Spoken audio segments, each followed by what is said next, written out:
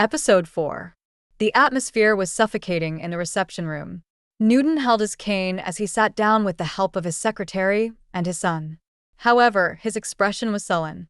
Jeremy stood straight before his grandfather. Meanwhile, Liana waited outside as she was barred from the meeting. Newton had declared, "This kind of cheap bitch is not worth my time." "Explain. What's that woman doing here?" Newton banged his cane. "Dad, calm down." Javier patted his father's back while he glared at Jeremy in dismay. "Grandpa, the 3-year contract is up." Jeremy's voice was hoarse. "You promised me that I only have to be married to Allison Burton for 3 years. After that, I can choose to stay married or divorce." Newton's face instantly paled with shock. He had enjoyed Allison's 3 years with the family, so he didn't realize that much time had passed. "Now, I'm ending this marriage to be with the woman I love. You shouldn't have any objection to this. Allison has also signed the divorce papers. We'll go through the formalities soon," Jeremy said indifferently. "What? "You divorced her?" Newton was outraged. When he got up, his vision blacked out momentarily, and he almost fainted. Jeremy quickly rushed forward and supported his grandfather. However, Newton pushed him away angrily. "Dad, they haven't gotten the divorce certificate yet. All they did was sign the papers. You've just been through a stroke, so you can't be agitated." Javier was worried Newton's stroke would relapse. "Oh my, what sin have I committed? I wasn't happy with Sophia as my daughter-in-law. Why can't I find a granddaughter-in-law that I'm satisfied with?"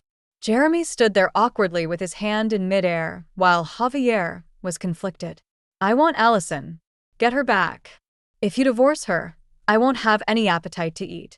I don't want anyone else. I just want Allison to be my granddaughter-in-law." Newton was like a child having a tantrum.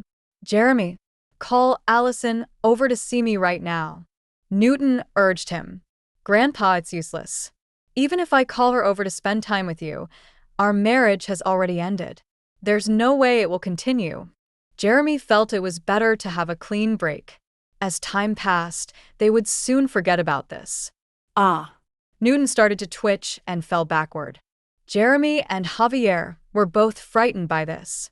Immediately, one called the doctor while the other went to get his medication. The scene was chaotic. With no other choice, Jeremy could only call Allison. "The number you have dialed is not in service." Not only did Allison go missing, but she had deleted her phone number? Damn it. Jeremy clenched his fist tightly. On the other end of the city, at the front door of KS World Hotel, all the executives anxiously awaited their new manager. "I heard the new general manager is a young woman." "Humph. I don't believe she'll succeed. The 4 male general managers that came before her failed to turn the company's business around.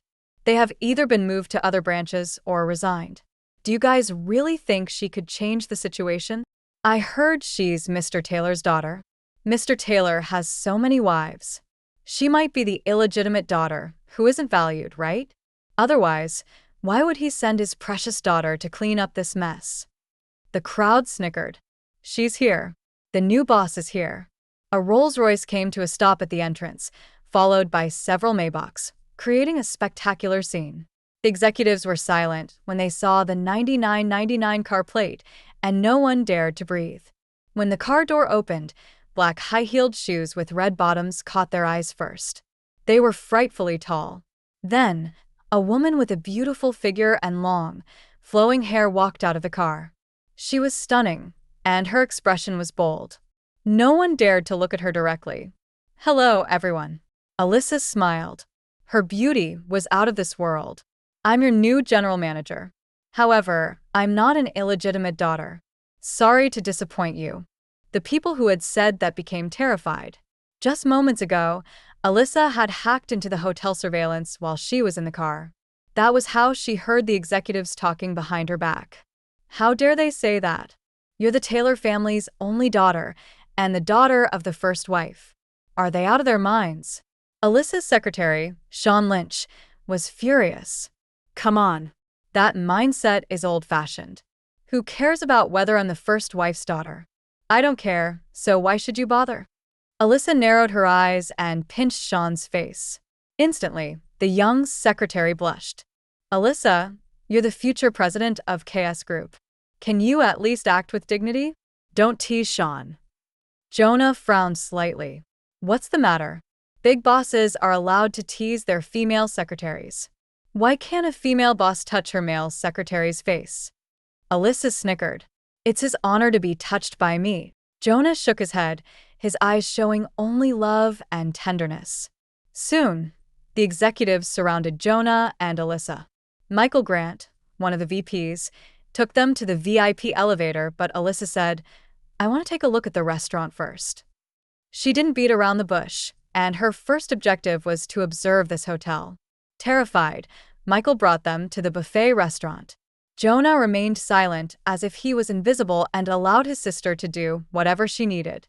It wasn't lunchtime, so there weren't any customers, but a few waiters were already putting out the food. Alyssa glanced at the dishes and suddenly stopped before the seafood area. Then, she rolled up her sleeve and put her hand into the glass aquarium. She accurately took out a dead shrimp from among the hundreds of live ones. Explain. This isn't dead yet. Mr. Grant stuttered. You can have it then, since it's not dead, Alyssa smirked. Alyssa, as you can see, there are hundreds of shrimps. It's normal for one to suffocate to death. It's normal to find one dead. But do you think it's normal for the guest to get food poisoning from it? The smile on Alyssa's face was gone.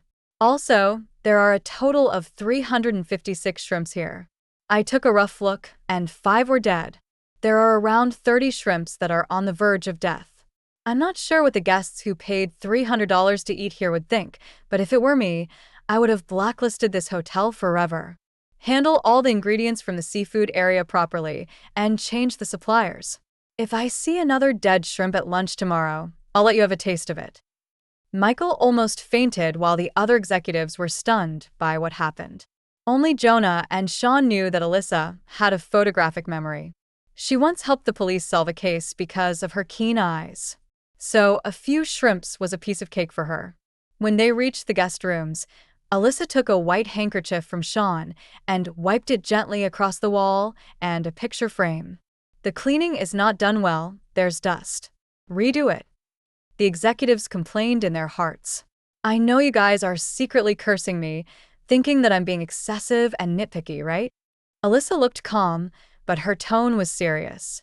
However, a hotel with a century-old reputation could also be wiped out by the neglect of such details. If the hotel inspector saw any of these issues, they could take down one of our stars.